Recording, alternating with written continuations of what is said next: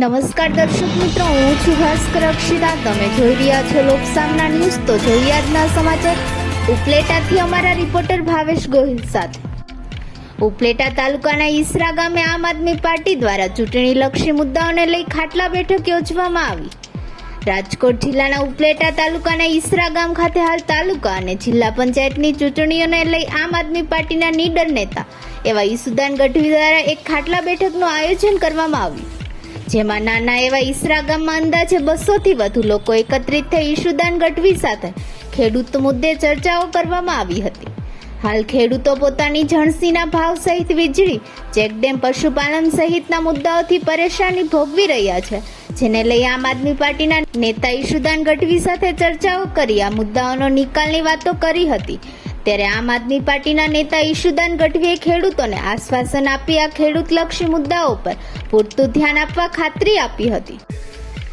જિલ્લા પંચાયતના જે ગામ છે ઈસરા ગામે ખાટલા બેઠક કરી.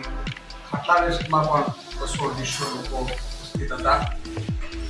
ગામ લોકોને, ગ્રામજનોને આખી ઉમ્મીદ છે આમ આદમી પાર્ટી. સૌરાષ્ટ્રમાં એક માહોલ બન્યો છે કે ભાઈ શાવાનું ચાલશે તો કાંઈક ગંદકી રાજનીતિમાંથી સફાઈ થશે.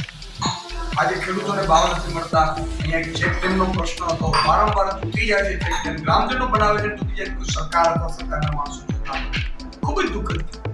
ખેડૂતને જોઈએ 3 ઉપર લઈ શકે એવી પાણીની વ્યવસ્થા જોઈએ. ખેડૂતને વીજળી તમે ફ્રી આપી દો, દિવસે આપી દો, અને ખેડૂતને પૂરતા ભાવ આપી દો તો ખેડૂત સમૃદ્ધ બની શકે એવી સ્થિતિમાં છે.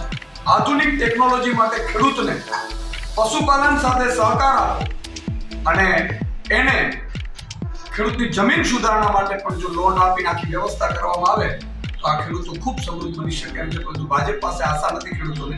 એટલા માટે આજે અમે અમારા ઉમેદવારશ્રીઓ છે એમના પ્રચાર ચાલે છે. લોકોમાં ખૂબ ઉત્સાહ છે અને મને પૂરો વિશ્વાસ છે કે આ ધોરાજી ઉપલેટામાં ખૂબ પરિણામ સારા આવશે. અંદાજે સાહેબ કેટલી સીટ આવે એવું લાગે? અત્યારે આમ સીટ તો કેવી મુશ્કેલ છે, જ્યોતિષ નથી, પરંતુ જિલ્લા તાલુકા પંચાયત બને છે એવી સ્થિતિમાં અમે છીએ. તો ફરી મળીશું એક નવા સમાચાર સાથે. ત્યાં સુધી જોતા રહો લોકસામના ન્યૂઝ.